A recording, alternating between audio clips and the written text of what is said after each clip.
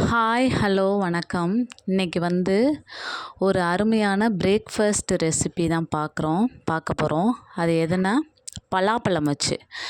பலாப்பழம் சாப்பிடாத குழந்தைங்களுக்கு இந்த மாதிரி நீங்கள் செஞ்சு கொடுத்தீங்கன்னா இது கொஞ்சம் நல்லாயிருக்கும்.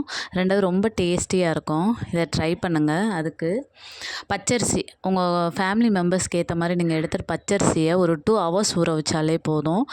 நல்லா வாஷ் பண்ணி ஊற வச்சுட்டு அது நல்லா தண்ணியெல்லாம் இருத்துட்டு மிக்ஸி ஜாரில் போட்டு பலாப்பழம் 2 ஏலக்காய், அரிசி, தேங்காய் துருவல் எல்லாம் போட்டு நல்லா மிக்சியில் நல்லா ஃபைனாக நீங்கள் கிரைண்ட் பண்ணிக்கணும்.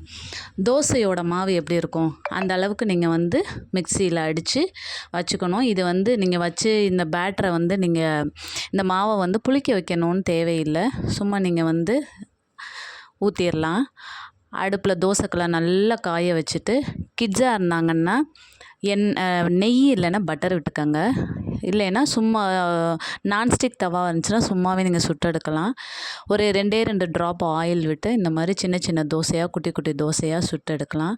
இதுக்கு சைட் டிஷ் நீங்கள் என்ன பண்ணுறீங்க அப்படின்னா, ஆல்ரெடி இது பலாப்பழமும் கொஞ்சம் நல்ல இனிப்பாக இருக்கும். தேங்காய் அதனால் இனிப்பு சுவையாக இருக்கிறதுனால நீங்கள் பொட்டுக்கடலை, பச்சை மிளகாய், தேங்காய் 3 வச்சு நல்ல ஒரு ஒயிட் சட்னியாக நீங்கள் ரெடி பண்ணிக்கணும். காரம் நல்லா தூக்கலாக வச்சிங்கன்னா இந்த பலாப்பழத்தோட அந்த இனிப்பு டேஸ்ட்டும் அந்த காரத்தோட டேஸ்ட்டும் நல்ல ஒரு ஃப்ளேவர் கொடுக்கும். சூப்பராக இருக்கும். இதை நீங்கள் ட்ரை பண்ணி பாருங்கள். பலாப்பழம் சாப்பிட மாட்டாங்க இல்லை டிஃப்ரெண்ட்டாக சாப்பிட்ற குழந்தைங்க அப்படின்னா இதை நீங்கள் ட்ரை பண்ணலாம். ரொம்ப ரொம்ப சூப்பராக இருக்கும். சட்னி காரமாக வைக்கும்போது இதுக்கு இன்னும் கூட ரொம்ப ரொம்ப நல்லாயிருக்கும். இதே நீங்கள் என்ன பண்ணலான்னா பணியாரக்கல்லில் ஊற்றி அதை பணியாரமாகவும் சுட்டு எடுக்கலாம்.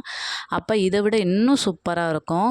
நீங்கள் கிட்ஸ் ஸ்நாக்ஸ் பாக்ஸ் கொடுக்கலாம், பிரேக்ஃபாஸ்ட்டாக சாப்பிட்லாம். இல்லைன்னா ஈவினிங் வரும்போது இந்த மாதிரி நீங்கள் டிஃப்ரெண்ட்டாக செஞ்சு கொடுத்தீங்கன்னா குழந்தைங்களும் பலாப்பழம் சாப்பிட்ட மாதிரியும் இருக்கும், சாப்பிடாத குழந்தைங்களுக்கு நான் சொல்கிறேன் சாப்பிட்ட மாதிரியும் இருக்கும். ஒரு ஈவினிங் ஸ்நாக்ஸாக இருக்கலாம், இல்லைன்னா பிரேக்ஃபாஸ்ட்டாக இருக்கலாம், இல்லைன்னா டின்னராக எது வேணாலும் ஈஸியாக நீங்கள் செஞ்சு கொடுக்கலாம். மாவை ஆட்டி அதை ஒரு வாரம் ஃப்ரிட்ஜில் வச்சு அதை சுட்டு கொடுக்குறத விட இந்த மாதிரி ஃப்ரெஷ்ஷாக அப்பப்போ நீங்கள் ரெடி பண்ணி சுட்டு கொடுக்கும்போது இன்னும் கொஞ்சம் ஹெல்த்தியாக இருக்கும். குழந்தைங்களுக்கு புளிச்ச மாவு யூஸ் பண்ணாமல் அந்த மாதிரி நல்லாயிருக்கும். பலாப்பழமும் சாப்பிட்ட மாதிரி இருக்கும். அதோட சத்துக்கள் எல்லாம் கிடைக்கும். இதை ட்ரை பண்ணுங்கள். இது ரொம்ப ரொம்ப டேஸ்ட்டாக இருந்தது. நீங்கள் ஒரு வாட்டி ட்ரை பண்ணிவிட்டு கமெண்ட்ஸில் சொல்லுங்கள். இந்த மாதிரி நிறைய ரெசிபீஸ்க்கு நீங்கள் என்னோடய சேனலை சப்ஸ்கிரைப் பண்ணிக்கோங்க. ரொம்ப ரொம்ப டேஸ்ட்டாக இருந்துச்சு.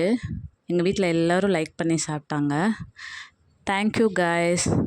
Subscribe please.